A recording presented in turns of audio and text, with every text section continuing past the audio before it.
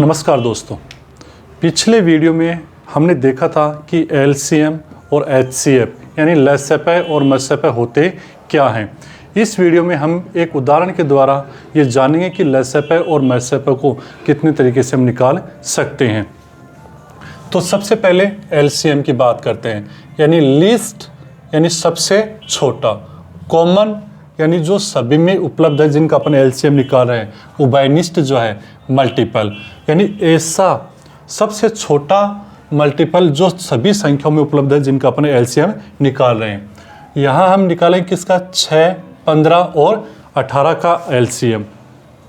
तो पहले हम 6 के क्या लिखेंगे मल्टीपल, तो 6 के मल्टीपल क्या हो जाएंगे 6, 12, 18, 24, 30, 36, 45 यानी 6 की टेबल को लिखना है।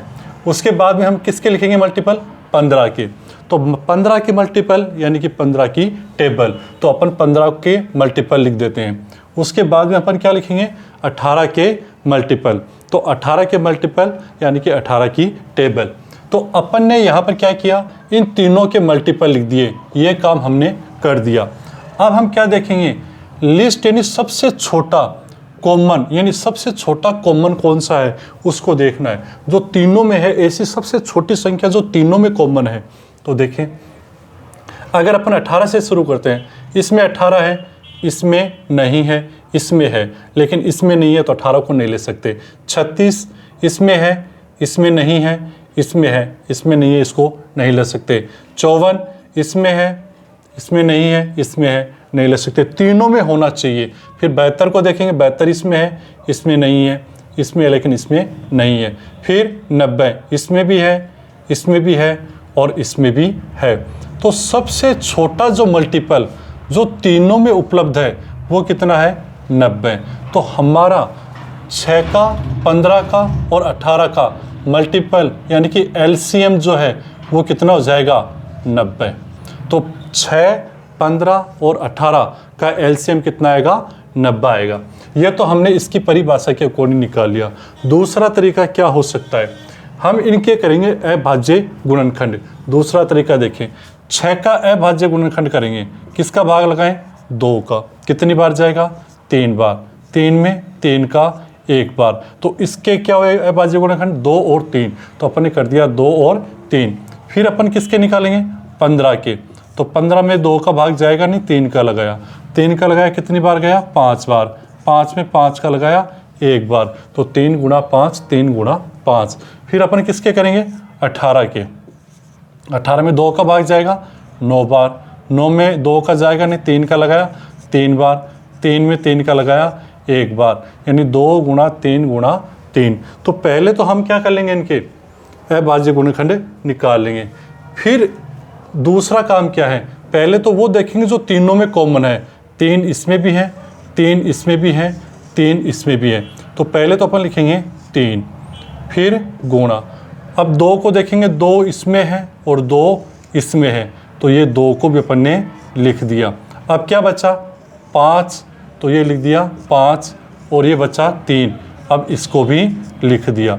अब इन सब को क्या कर देंगे गुणा, 5 3 15, 15 दूनी 30, 30 3 90, तो ऐसे निकालेंगे तो भी हमारा एलसीएम कितना आएगा 90। अभी तक हम एलसीएम के 2 विधियों के बारे में जान चुके हैं।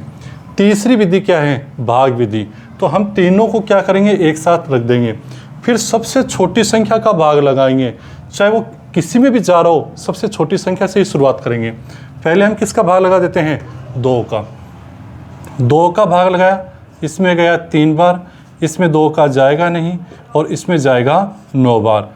अब देखते हैं 2 का लगाने का, 2 का किसी में नहीं जा रहा तो 2 का भाग नहीं लगाएंगे। अब लगाएंगे हमें 3 का, इसमें गया 1 बार, इसमें जाएगा 5 बार और इसमें जाएगा 3 बार।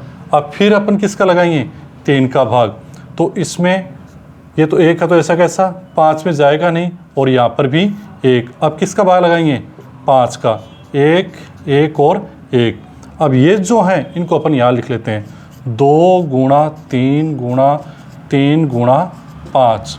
जब इसको हम लिखेंगे, अब इनको गुणा कर लो, 5 3 15, 15 3 45, 45 दूनी 90, यानी कि अपना एलसीएम कितना आ गया 90 आ गया। तो अपन 1, 2 और 3 तरीक़ों से बात कर चुके हैं। जो भी आपको अच्छा लगे उस तरीके से आप एलसीएम निकाल सकते हो। अब ये सबसे छोटा उभयनिष्ठ है। इसका क्या मतलब है, अपने पास जो संख्याएं दे रखी हैं 6, तो 15 में भी 6 का भाग जाएगा, 90 में भी 6 का भाग जाएगा, 90 में 15 का भाग भी जाएगा और 90 में 18 का भाग भी जाएगा। यानी ये तीनों संख्याएं हैं उनका भाग 90 में जाएगा। तो ये हुई एलसीएम की बात। अब हम देखेंगे किसको, HCF यानी हाईएस्ट कॉमन फैक्टर। वहाँ पर था मल्टीपल, यहाँ पर क्या है, फैक्टर। फैक्टर क्या होते हैं, जैसे फैक्टर का मतलब है कि जैसे मैं 10 के फैक्टर करूँगा तो 10 के फैक्टर करने का मतलब है कि ऐसी कौन कौन सी संख्याएं हैं जिनमें 10 में जिनका भाग चला जाए। तो एक का भाग में आ जाएगा 10, यानी कि 1 का भाग जाएगा 10 में, 2 का भी जाएगा, 3 का नहीं जाएगा, 4 का नहीं जाएगा, 5 का जाएगा और किसका जाएगा, 10 का। तो 10 के फैक्टर क्या हो गए, 1, 2, 5 और 10। इस तरह से हम फैक्टर लिखते हैं। अब हम क्या करेंगे, जो 3 संख्या अपने को दे रखी हैं उनके सबके फैक्टर लिखेंगे। 6 का फैक्टर क्या है, 1, 2, 3 और 6। इसी प्रकार 15 के फैक्टर 1, 3, 5 और 15। 18 के 1, 2, 3, 6, 9 और 18। इनके फैक्टर लिखने के बाद में क्या बोलता है, फैक्टर्स। फैक्टर तो अपन ने लिख दिए। कॉमन यानी जो सभी में है, हाईएस्ट फैक्टर जो सभी में है उसको ढूंढना है। तो 6 संख्या दे रखी है और 6 में सबसे बड़ा फैक्टर कौन सा है, 6। अब देखते हैं इसमें है क्या, कोई 6 नहीं है, तो इसको तो अपन नहीं ले सकते। फिर दूसरा कौन सा देखते हैं, 3। इसमें है और इसमें है, यानी इन तीनों में 3 है। तो इसका जो HCF होगा, MSF जो होगा वो कितना होगा, 3 होगा। दूसरी विधि कौन सी विधि, गुणनखंड विधि, अभाज्य गुणनखंड। तो अभाज्य गुणनखंड की अपन ने किसके, 6 का अभाज्य गुणनखंड क्या हुआ, 2 गुणा 3। 15 के भी कर दिए 3 गुणा 5 और इसी प्रकार 18 के भी 2 गुणा 3 गुणा 3, जो अपन ने पहले ही कर लिए थे। अब इसमें वो देखेंगे जो तीनों में कॉमन है, बाकी सबको नहीं लेंगे। तो तीनों में कॉमन कौन है, 3, 3 और 3, यानी कि इसमें तीनों में कॉमन क्या आ गया, 3। तो इसका HCF जो होगा, MSF जो होगा वो कितना होगा, 3। एक विधि और देखते हैं अपन, भाग विधि। इसमें हम क्या करेंगे कि सबसे बड़ी जो संख्या है उसमें उससे छोटी वाली संख्या का भाग लगा देंगे। अब सबसे बड़ी संख्या कौन सी है इसमें, 18 में भाग लगाएंगे 15 का। तो 18 में 15 का भाग लगाया तो कितने बार गया, 1 बार। कितना आ जाएगा, 15 घटाया 3। अब ये 3 है, इसका भाग लगाएंगे किस में, इस 15 में। तो 15 में लगाया, कितनी बार गया, 5 बार। कितना आ गया, 15, नीचे 0। जहाँ भाग पूरा चला जाता है उस संख्या को पकड़ लो। तो अपन ने यहाँ पर किसको देखा है, 3 को। अभी भी अपने पास में एक संख्या बची हुई है, क्या, 6। अब इस 6 में भी अपन 3 का भाग लगा करके देखेंगे। तो 3 दूनी 6, तो पूरा भाग जा रहा है। तो यहाँ पर जो 3 है, ये जो 3 है ये इसका क्या हो जाएगा, HCF। तो HCF किसी भी विधि से निकाल लो, कितना आएगा, 3 ही आएगा। यानी कि 3 वह संख्या है जिनसे ये सभी संख्याएं भाज्य हैं।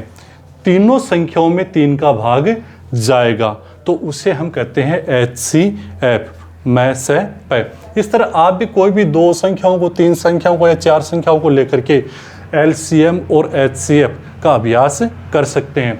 आपको सबसे अच्छा कौन सा लगा ज़रूर बताएं। धन्यवाद।